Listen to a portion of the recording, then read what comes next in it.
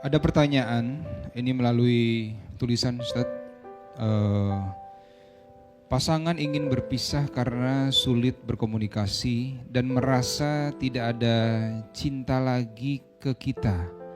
Sementara kita sudah berusaha keras untuk berubah sesuai keinginannya, tapi tetap dianggap salah di matanya. Memang di awal pernikahan kita sadar kalau kita keras, dan saat ini kita menyesali itu. Tapi setelah kita mulai sadar, pasangan sudah mati rasa. Harus seberapa sabar mempertahankan perkawinan, Ustadz? Kita sangat mencintai dan khawatir tentang nasib anak jika berpisah. Apakah rumah tangga bisa bertahan? Ustadz, amalan apa yang sebaiknya dilakukan dalam kondisi seperti ini? Terima kasih, Ustadz. Baik, problem ini sebetulnya alamiah akan dialami oleh siapapun yang berumah tangga. Saya ulangi ya, problem ini akan alamiah bagi siapapun yang merasa berumah tangga. Kenapa? Karena declare ayatnya pertama kali sudah mengatakan, engkau pasti menemukan kekurangan di pasanganmu. Itu poinnya.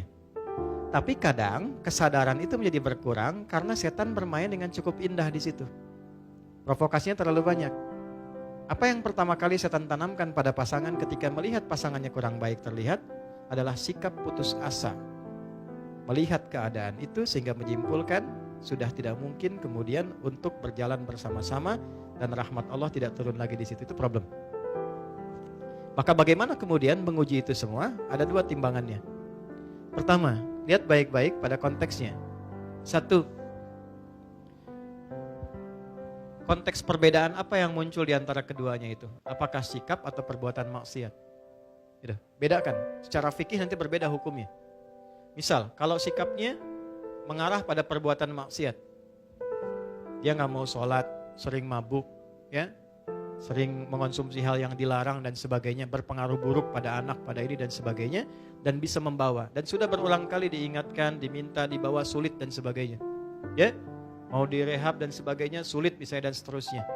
Nah, sementara pengaruh-pengaruhnya tetap kuat dalam kehidupan keluarga dan bisa menjauhkan, yang paling utama adalah ya dari ketaatan kepada Allah Subhanahu wa taala. Maka muncul skema nanti.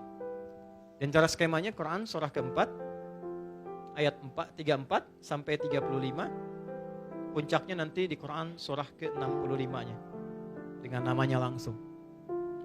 Ayat 34, ayat 35 memberikan jalan keluar. 1. Dari komunikasi fa'idhuhunna. 2. Wahjuruhunna fil madaji, mengecek cintanya masih ada atau enggak. Pisah dulu, dari pisah tempat tidur, pisah ruangan, sampai yang satu dulu ke rumah ibunya atau ke bapaknya.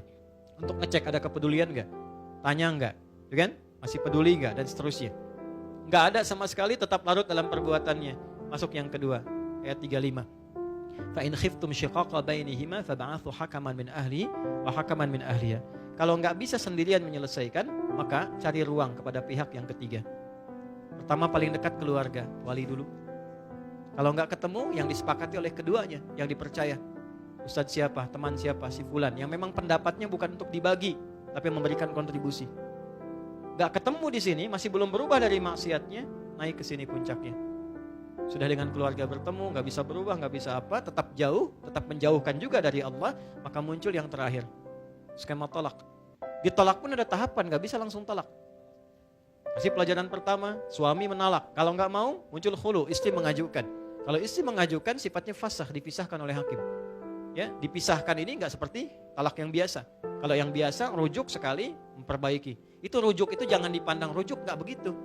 Ya, 3 kali suci itu diberi jeda supaya berpikir. Jadi spirit tolak awalnya bukan memisahkan, awalnya menyatukan.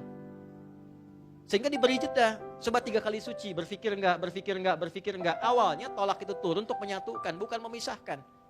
Tapi ketika ini bengal tidak berubah misalnya, tetap dalam konteks maksiatnya, maka muncullah perpisahan. Ya, itu pun masih mau dirujuk apa enggak? Kalau enggak ya sudah, kalau yang perempuannya nikah lagi selesai. Kecuali ini selesai nyambung lagi. Ini dalam konteks maksiat. Tapi dalam konteks perilaku yang bukan maksiat, misal karakter keras, ya kan? Macam-macam lah, silahkan keluarkan karakter 1, 2, 3, 4, 5 dan seterusnya. Sepanjang itu karakter, maka balik ke ayat tadi. Aku pasangkan, kata Allah, dia dengan karakternya kepadamu karena hanya engkau yang bisa mendulang pahala dari sifat kurangnya untuk mengeluarkan sifat baikmu. Memang pahalanya ada di situ. Kan pengen surga, pengen baik, pengen mulia. Tapi bukan berarti terus-terusan begitu, bukan. Nanti ada jalannya. Ada jalannya. Maka yang pertama apa yang harus dilakukan? Satu, serahkan dulu kepada Allah dengan menerima. Ya Allah, terima kasih engkau kirimkan dia untukku. Ya kan? Bukan yang lainnya, untuk meningkatkan sisi-sisi positif yang mungkin aku bisa tampilkan dalam kehidupan. Satu poin. Dua, saya agak cepat. Minta sama Allah, doa. Ya Allah, engkau kirimkan dia kepada aku, bukan pada yang lain. Dan engkau janjikan dalam keberpasangan ini untuk saling menyempurnakan. Mohon turunkan sifat kerasnya menjadi lemah lembut. Bagaimana cara melakukannya? Ya, gak usah di depannya. Keras amat sih. Kenapa harus begitu sih? Capek begitu. Bangun malam, sholat. Di sampingnya, minta sama Allah. Habis sholat minta sama Allah. Jaharkan aja. Nangis gak apa-apa. Ya Allah, terima kasih kau kirimkan suami kepada aku. Dia memberikan kebutuhanku, duniaku. Semua tercukupi baik untuk anak-anak sebagainya. Cuma mohon ya Allah, engkau yang maha lembut. Lembutkan dia ya Allah. Sebagaimana ibuku bersikap lembut kepadaku. Ayahku gak pernah menyakitiku. Lembutkan dia ya Allah. Berikan kesabaran kepadaku untuk menerima ia menjadi lebih lembut dalam kebaikanmu. Mintakan. Hari pertama, hari kedua. Dan kalimat Qurannya jelas. Jangan pernah ada rasa putus asa untuk meminta. Hari pertama mungkin masih tidur. Hari kedua mungkin dia dengar tapi masih tidur. Hari ketiga mungkin dia bisa datang memeluk Anda dan minta maaf pada Anda. Ketika ada makhluk yang sulit ditaklukkan dengan makhluk lagi, minta kepada Khalik untuk melembutkan dan menaklukkannya. Itu sudah ditempuh atau belum? Ya kan? 3. Pelan-pelan datangi pasangan. Tapi bukan untuk mencari kekurangan. Minta maaf kepadanya. Itu aja lu. Dan gak usah gengsi. Aku minta maaf. Kalau dengan semua apa yang aku berikan saat ini belum bisa membuat engkau misalnya menjadi lebih baik, menjadi lebih nyaman dengan saya, menjadi lebih enak dengan saya minta maaf. Kalau saya belum sabar, belum baik, belum ini, tolong tunjukkan saya bagaimana mesti bersikap. Minimal turunkan dulu tensinya, setidaknya ada rasa maaf yang turun. Kalau sudah sedikit frekuensinya turun, lebih mudah untuk menatanya. 3, kalau belum bisa dilakukan, terakhir ayat 35. Faba'athu hakaman min ahlihi wa hakaman min ahliha. Cari orang bijak yang bisa didengar. Kalau 1 dan 2 sudah tidak bisa saling mendengar satu dengan yang lain. Cari orang bijak untuk memberikan nasihat-nasihat terbaik. Selesai. Kalau berkenan keduanya berubah untuk kebaikan.